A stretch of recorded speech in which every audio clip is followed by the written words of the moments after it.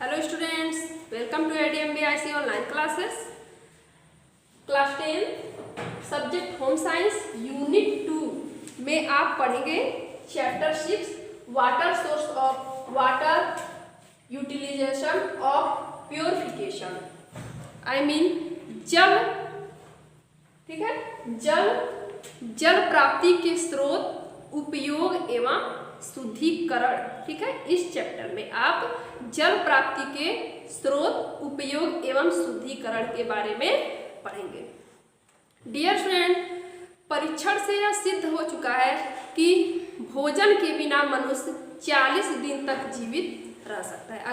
अगर मनुष्य भोजन ना करे तो वो 40 दिनों तक जीवित रह सकता है, परंतु अगर मनुष्य जल ना पिए तो वो अधिक से अधिक 6 दिन तक ही जिंदा रह सकता है। ठीक है, भोजन के बिना कितने दिन जिंदा रह सकता है? 40 दिनों तक, और पानी के बिना अधिक से अधिक 6 दिनों तक। ठीक है, तो वास्तव में जो मनुष्य का शरीर है वो मुख्य रूप से जल से ही बना है। जो मनुष्य का शरीर है वो मुख्यतः किससे बना है? जल से ही बना है। ठीक है, जल जो है मनुष्य की आवश्यक वस्तुओं में से एक है। ठीक है, जैसे जीने के लिए सांस की जरूरत है। ठीक है, जीने के लिए सांस लेना जरूरी है, उसी तरह से जीवित रहने के लिए जल की भी आवश्यक है। ठीक है, तो यहाँ जल पीने के अतिरिक्त अन्य दैनिक कार्यों के लिए भी जो जल है वो आवश्यक है। जल जो है वो पीने के अतिरिक्त घर के जो दैनिक कार्य हैं उनमें इस्तेमाल होने के लिए भी जल बहुत ही अत्यंत आवश्यक है। इसीलिए जल को कभी बर्बाद नहीं करना चाहिए। ठीक है, वरना जल का महत्व जो है उस दिन पता चलता है जब कभी कभी ऐसा होता है कि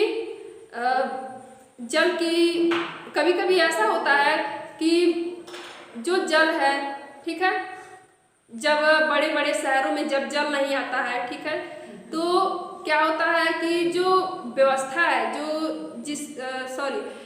जिसके जल के द्वारा जो कार्य किए जाते हैं उस कार्यों में क्या हो जाती है, वो जो कार्य है वो भंग हो जाता है। ठीक है, वो नहीं हो पाता है। तो हमारे शरीर का जो है 3/4 भाग जो है वो जल से ही बना है। जो हमारा शरीर है वो जो 3/4 भाग है हमारे शरीर का वो जल से ही बना है। अतः शरीर की जल की आवश्यकता जो है वो जल को पी करके पूरी की जाती है। जो हमारे शरीर में जो जल की आवश्यकता है वो कैसे पूरी की जाती है? जल को पी करके ही पूरा की जाती है। ओके डियर स्टूडेंट, चलिए आपका चैप्टर 6 में फर्स्ट टॉपिक है जल का स्वरूप।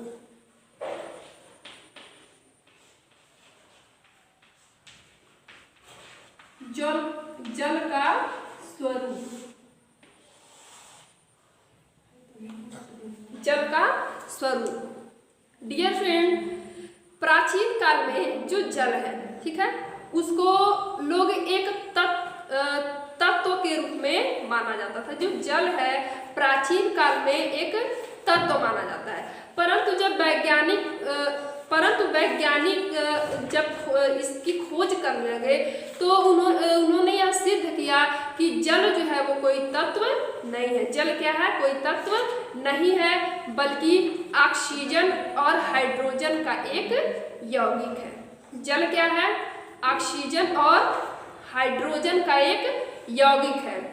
तो हाइड्रोजन का सिंबल, ठीक है, हाइड्रोजन का जो सिंबल होता है वो H होता है और ऑक्सीजन का जो सिंबल है वो O होता है। ठीक है, हाइड्रोजन को H से प्रदर्शित करते हैं और ऑक्सीजन को O से प्रदर्शित करते हैं।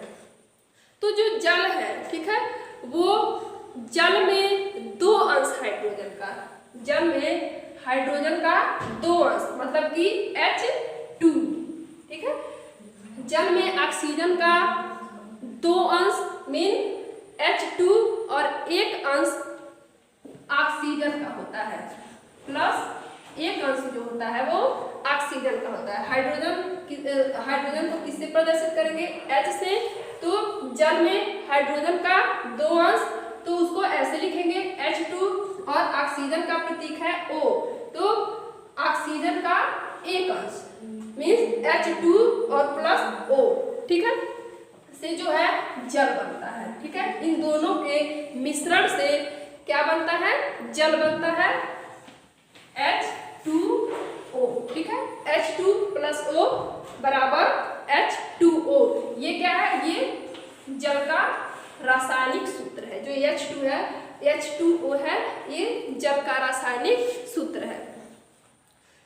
तो सबसे पहले इंग्लैंड के कैविट्स नामक जो रसायन शास्त्री थे, ठीक है, उन्होंने इसका खोज किया। ठीक है, जल का खोज किन्होंने किया, इंग्लैंड के एक कैविट्स नामक एक रसायन शास्त्री ने यह खोजा था।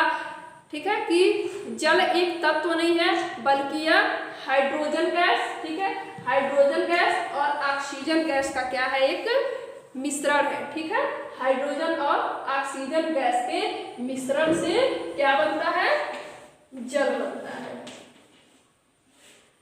ठीक है, उन्होंने क्या खोजा कि जो हाइड्रोजन और ऑक्सीजन यह कोई तत्व नहीं बल्कि इन दोनों के मिश्रण से क्या होता है, जल बनता है। ओके स्टूडेंट, और जो जल होता है यह हमें प्रकृति से शुद्ध रूप में प्राप्त होता है। जो जल है वो प्रकृति से, नेचर से हमें शुद्ध रूप में प्राप्त होता है, लेकिन ठीक है, पृथ्वी पर आते आते इसमें कई प्रकार की अशुद्धियां मिल जाती हैं।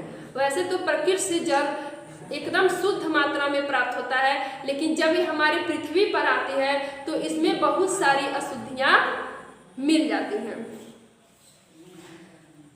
जल को 3 रूप जो ओके स्टूडेंट, तो जल जो है 3 रूपों में पाया जाता है, ठोस,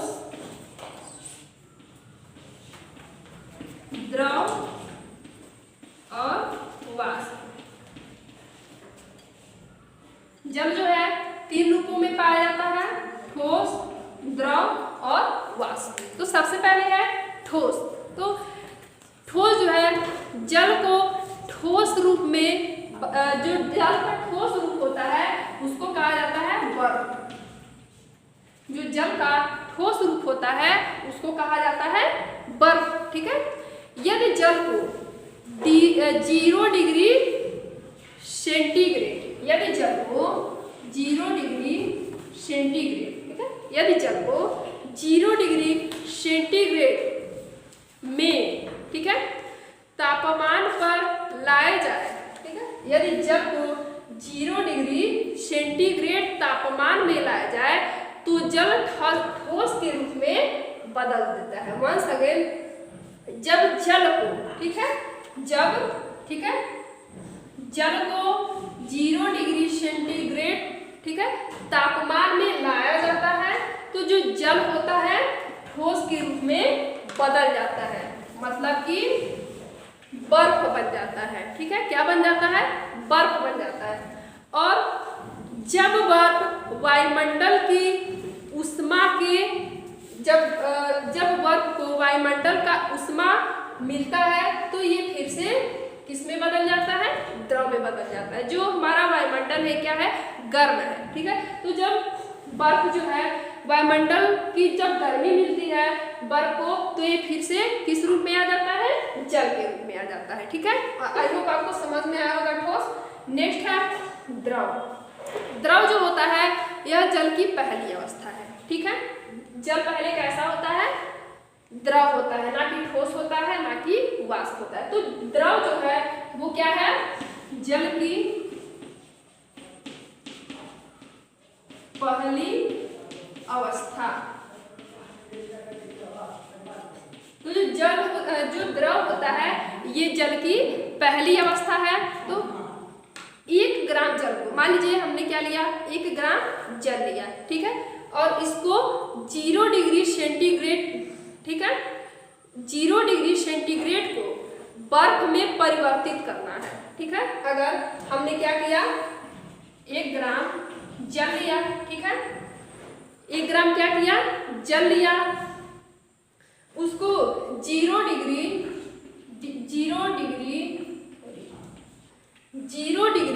सेंटीग्रेड में, ठीक है, 0 डिग्री सेंटीग्रेड में बर्फ में परिवर्तित होने के लिए, ठीक है। 1 ग्राम जल को बर्फ में परिवर्तित होने के लिए 80 कैलोरी ऊष्मा, 80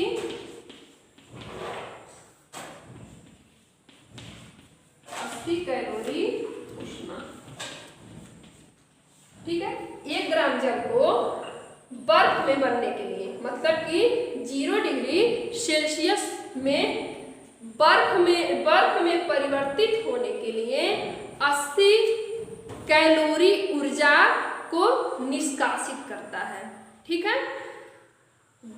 जल द्रव के रूप में ही अधिक मात्रा में पाया जाता है, लेकिन जो जल होता है वो उसका जो प्रयोग है, ठीक है, वो सबसे ज्यादा किस रूप में उसका उपयोग किया जाता है, जल के रूप में किया जाता है, ना कि ठोस के रूप में किया जाता है।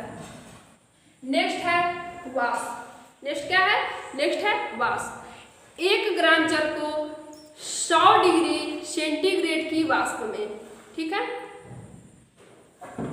1 ग्राम जल को, ठीक है, अगर 1 ग्राम जल लिया जाए और उसको क्या करना है, वाष्प में बदलना है, तो उसको 100 डिग्री सेंटीग्रेड की वाष्प में परिवर्तित करने के लिए, ठीक है। अगर 1 ग्राम क्या है, जल है, ठीक है, 1 ग्राम क्या है, 1 ग्राम जल है, ठीक है, और इसको क्या करना है, वाष्प में बदलना है, ठीक है। किस में बदलना है उसको, वाष्प में। तो इसके लिए 536 कैलोरी,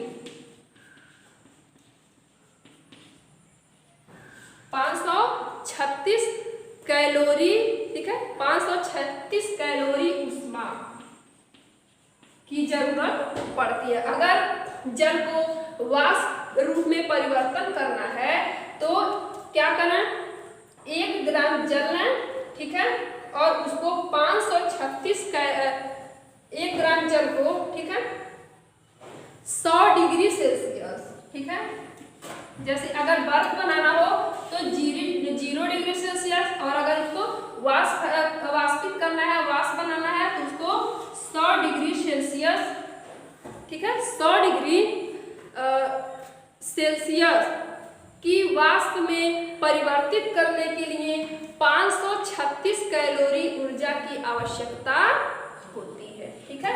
जल को वाष्प में, जल को, ठीक है, उसको 100 डिग्री सेंटीग्रेड पे करना है तो 536 कैलोरी की ऊष्मा की आवश्यकता पड़ती है। इसलिए जल को वाष्प में बदलने के लिए, ठीक है।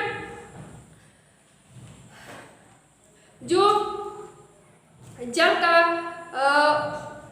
वाष्प रूप होता है ये काफी महत्वपूर्ण और शक्तिशाली होता है। जो जल का वाष्प रूप है यह काफी महत्वपूर्ण और शक्तिशाली होता है। जैसे उदाहरण के लिए प्रेशर कुकर जो आपके हमारे घरों में होता है, ठीक है, प्रेशर कुकर जिसमें भोजन जो है वो काफी शीघ्रता से बन जाता है, ठीक है, किसके माध्यम से, वाष्प के माध्यम से, ठीक है। तो इसका प्रमुख कारण क्या है, वाष्प का दाब। कुकर में भोजन का जल्दी से पकना किसका कारण है, वाष्प दाब का, ठीक है। वाष्प दाब से ही जो रेल का इंजन होता है, ठीक है, जिसके द्वारा रेल चलता है वो किसके द्वारा चलता है, वाष्प दाब से, ठीक है। तो वाष्प दाब से ही रेल इंजन का जो रेल इंजन होता है वो